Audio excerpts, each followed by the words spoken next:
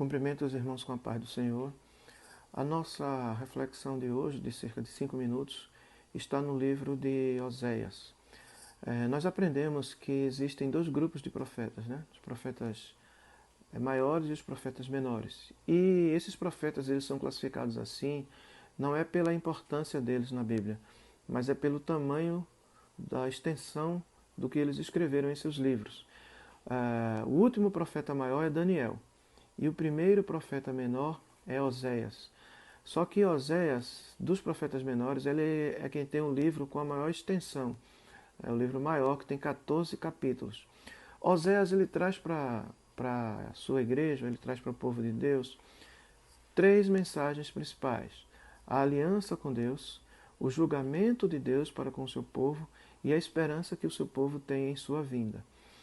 A profecia de Oséias, ela também foi pregada numa época em que havia um cenário muito parecido com o do nosso tempo hoje. Havia uma prosperidade financeira no povo, e aí nós sabemos que hoje muitas nações, ou até muitas pessoas, têm uma certa prosperidade financeira, mas ao mesmo tempo era uma época de decadência espiritual. E também é o que acontece hoje. O mundo entrou numa época de decadência espiritual muito séria, muito grave, em que as pessoas não tinham mais ou não têm mais um limite, um certo limite. E há uma correlação muito óbvia entre as pessoas que prosperam financeiramente e que ao mesmo tempo se esquecem de Deus e entram numa decadência espiritual. Não diria que é raro, mas é muito difícil a pessoa ter uma prosperidade financeira grande e continuar em humildade e em contrição buscando ao Senhor. Então era assim que estava acontecendo na época de Oséias. E aí Deus ele dá uma missão muito árdua a Oséias para que Oséias entenda o que Deus está passando e passe essa palavra com legitimidade. Deus determina que Oséias case com uma mulher adúltera. Então Oséias casa com Gomer, uma mulher adúltera, e essa mulher, apesar de Oséias ter grande amor por ela, ela só dá em troca a Oséias traição, adultério. E aí Deus quer mostrar a Oséias como é que Deus se sente diante dele, dar tanto amor ao seu povo e receber em troca apenas traição, pecado e desobediência. Então Oséias recebe essa missão, ele casa com Gomer e ele acaba passando por essas fases, né? E aí ele vê o quanto é difícil a pessoa viver dessa forma. Então ele começa a pregar ao povo de Deus. E Oséias ele tem várias passagens que são aplicadas no tempo de hoje que nós estamos vivendo. Mas eu gostaria de destacar duas. Uma que é muito conhecida nossa, né? E a outra, apesar de não ser tão conhecida, ela é muito aplicável no tempo atual. A conhecida é aquela que está lá em Oséias 6,3 e que diz assim: conheçamos e prossigamos em conhecer ao Senhor.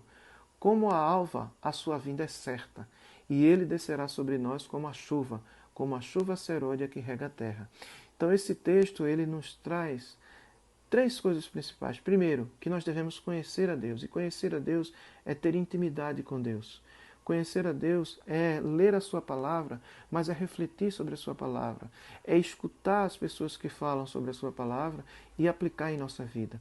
Quando ele diz prossigamos em conhecer, é que nós não devemos ficar apenas com aquele estudo resumido, mas nós devemos ampliar esse conhecimento. E também prosseguir significa não desistir. Porque às vezes nós conhecemos a palavra de Deus e enfrentamos dificuldades em nossa vida pessoal.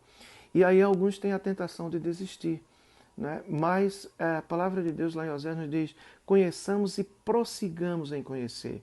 As dificuldades vêm, as lutas vêm, mas nós não podemos desistir. E aí no final desse versículo ele diz assim: como a alva é certa, ou seja, como o amanhecer é certo, o dia é certo, né? É também certa a sua vinda. E ele diz, como a chuva serôdia, aquela chuva que refrigera.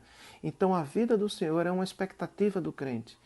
Essa chuva é como a vinda do Senhor que virá para aplacar o seu sofrimento. E aí eu gostaria de colocar o outro versículo para encerrar essa reflexão.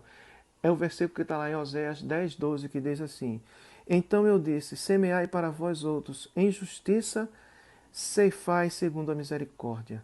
Arai o campo de pousio, porque é tempo de buscar ao Senhor até que ele venha, e chova a justiça sobre vós.